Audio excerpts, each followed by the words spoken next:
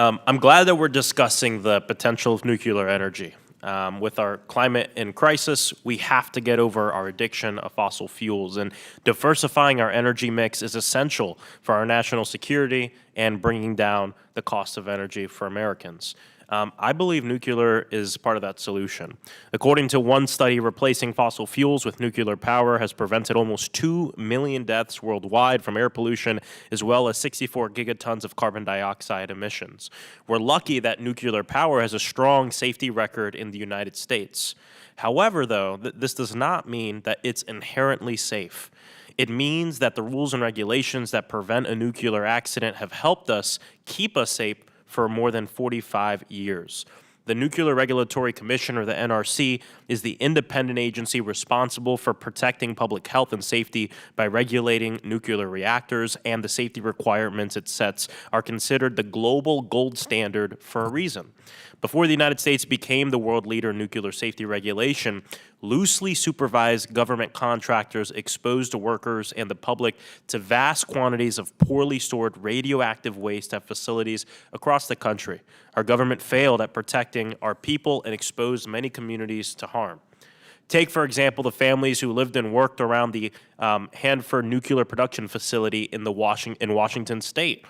In the era prior to effective regulation, farm workers like Maria Niacasio and her family would drink from and bathe in river contaminated by waste from the nearby reactors and plutonium processing facilities. They ate crops that were poisoned by these facilities as well. Maria's mother died of cancer at 60, and tumors developed in both her brother's and her son's heads. We are living, as one government website explains, Maria's family, quote, and thousands of other farm workers were likely victims of the effects of radiation from the Hanford nuclear facility, end quote.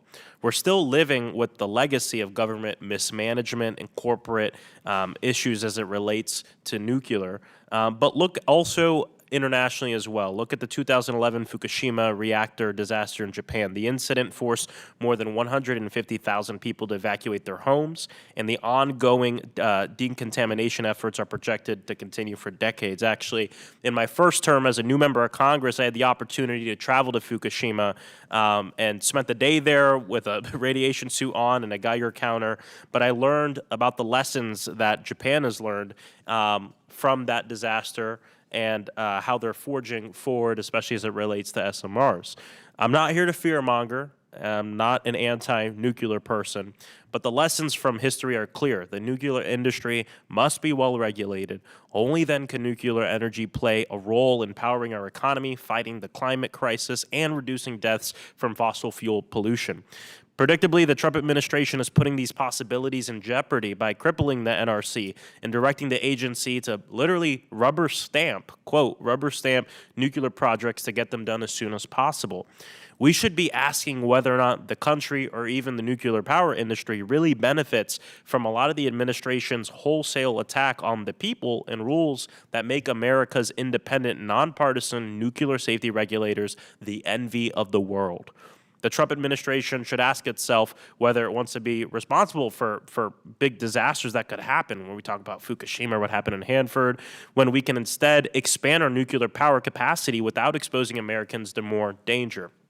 Instead of rubber stamping new reactors, we should be looking at promoting innovative ideas. How can we use modeling and simulation to strengthen the licensing applications and safely streamline the process for proven standardized technologies? I hope that today, along with our witnesses, we can shed light on smart next steps that don't involve burning to the ground the structures that keep us safe. Oftentimes when we talk about streamlining and making things faster, the knee-jerk reaction is, well, let's get rid of a lot of the regulations that have kept Americans safe for years and years and years, which can put communities, especially small communities that don't have the resources and the big lawyers to be able to advocate on their own behalf against big nuclear companies, puts them at risk and takes power away from especially small communities across the country. Instead of that being the knee-jerk reaction, how about looking at how we can streamline our processes?